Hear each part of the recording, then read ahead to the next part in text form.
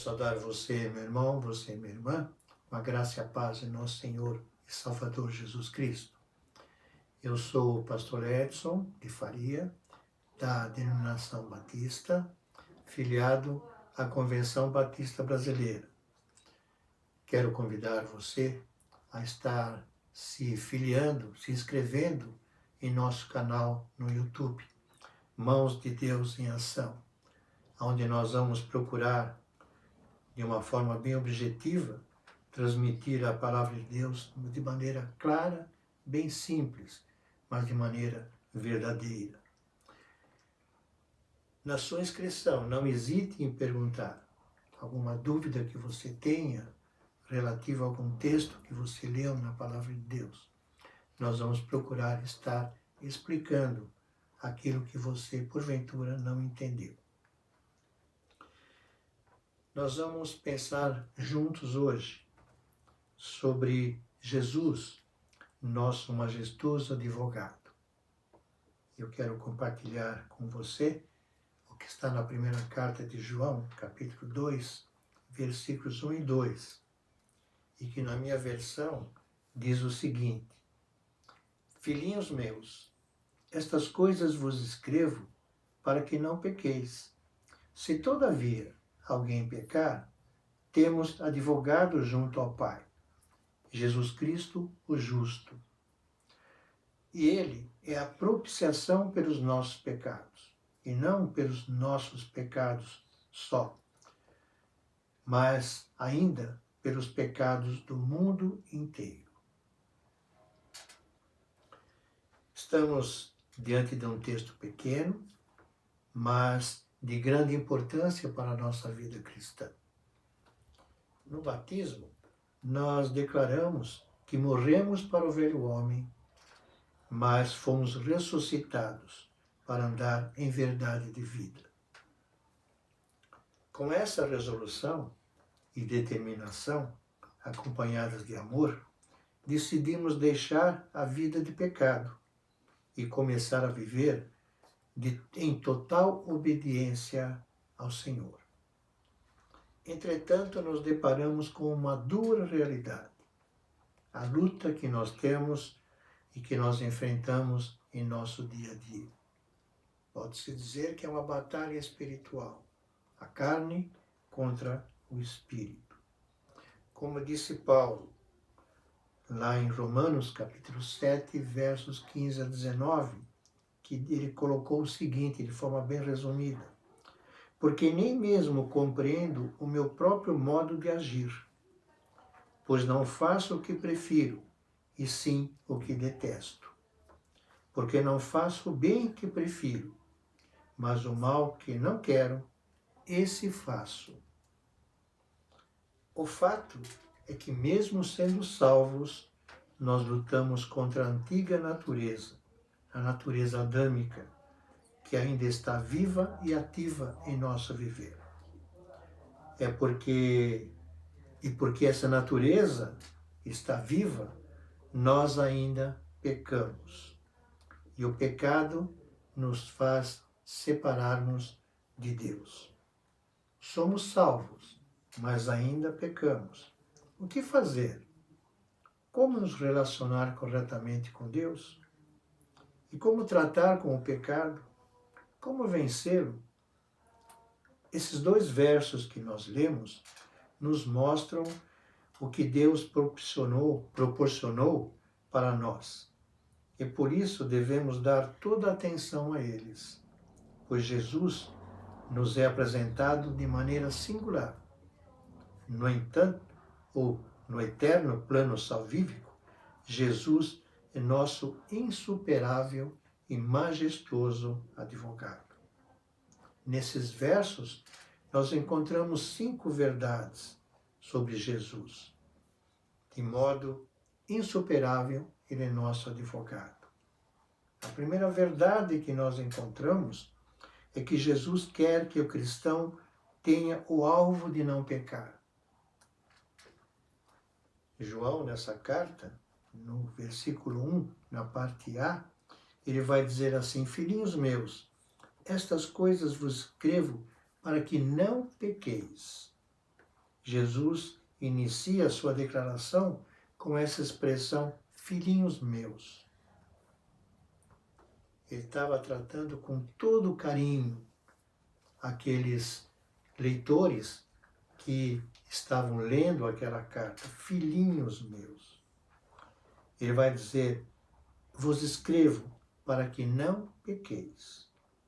Esse diminutivo expressa o termo de afeto de um pastor já idoso, de um pai espiritual que ama os seus irmãos na fé e convida para que eles não pequem. A segunda verdade é que Jesus quer que reconheçamos que mesmo sendo cristãos, ainda pecamos. Olhando a parte B desse primeiro versículo. Se todavia alguém pecar.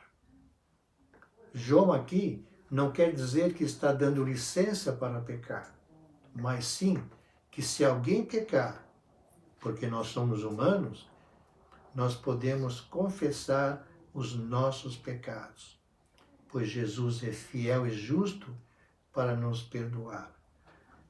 No capítulo 1, versículo 9, ele vai colocar assim, se confessarmos os nossos pecados, ele é fiel e justo para nos perdoar os pecados e nos purificar de toda a injustiça.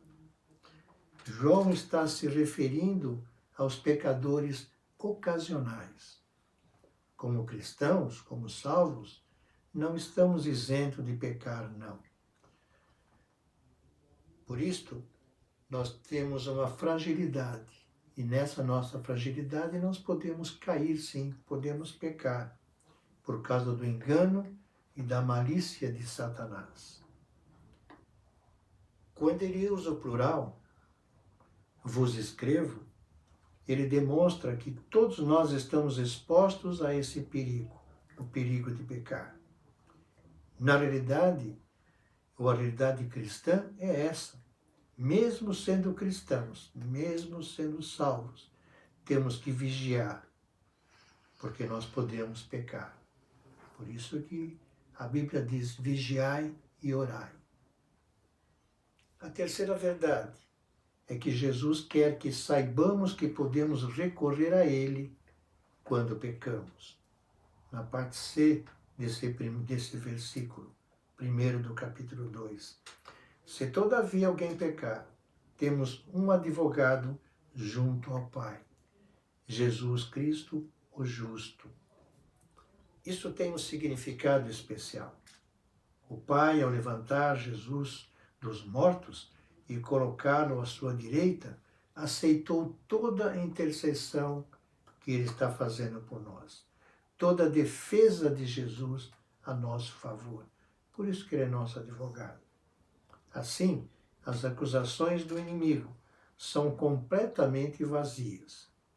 Cristo é quem nos defende. Que maravilhoso e insuperável advogado nós temos. Jesus Cristo é apresentado como o justo, pois ele intercede por nós com base na sua justiça. A quarta verdade é que Jesus quer que saibamos que Ele é a propiciação pelos nossos pecados. Versículo 2, a sua parte A. A propiciação é o ato de remover a culpa do pecado. Não somente pelos nossos próprios pecados, mas ainda pelo do mundo inteiro. Jesus é a nossa propiciação. Ele é para nós tudo o que necessitamos para a obtenção do perdão em relação aos nossos pecados. Jesus é o sacrifício expiatório. Ele é para nós tudo o que nós necessitamos. E como Ele é nosso sacrifício expiatório, que é provido por Deus, nosso Pai de amor, Ele aplacou toda a inimizade e aplaca toda a ira de Deus contra o pecado. A quinta verdade é que Jesus quer que saibamos a abrangência do perdão que Ele nos concede. Continua no versículo 2 da sua parte B agora. Ele é a propiciação pelos nossos pecados, não somente pelos nossos próprios, mas ainda pelos pecados do mundo inteiro. Em relação à expressão nossos pecados, é certo que João se refere aos pecados dos cristãos, que mesmo salvos, continuam ainda pecando. Mas aqui vemos o grande amor de Deus. Jesus não só resolve as questões dos nossos pecados, mas Ele tem poder para resolver as questões de todos os pecadores, desde que o aceitem, desde que confessem. É verdade que onde abundou o pecado, superabundou a graça, como diz ali Paulo escrevendo aos Romanos, capítulo 5, versículo 20. Mas para usufruir a graça divina e o perdão dos pecados, são necessários 2 passos: arrependimento e fé. Ao concluirmos nossa reflexão, é importante reconhecermos qual a maneira de tratar com os nossos pecados. A intercessão de Jesus é o remédio contra o pecado enquanto caminhamos na luz. Quando recorremos a Jesus, confessamos os nossos pecados. Ele está pronto a interceder por nós e nos perdoar. Devemos nos apropriar dessa verdade. Que Deus tenha misericórdia de nós. Eu quero, numa breve oração, encerrar essa meditação. Querido e eterno Deus, louvado seja teu santíssimo nome. Obrigado, Senhor, porque temos à nossa disposição um grande advogado, que intercede por nós. Assim, oramos e agradecemos em nome do teu amado Filho Jesus Cristo. Amém e amém. Graças a Deus. Que vocês tenham uma boa semana.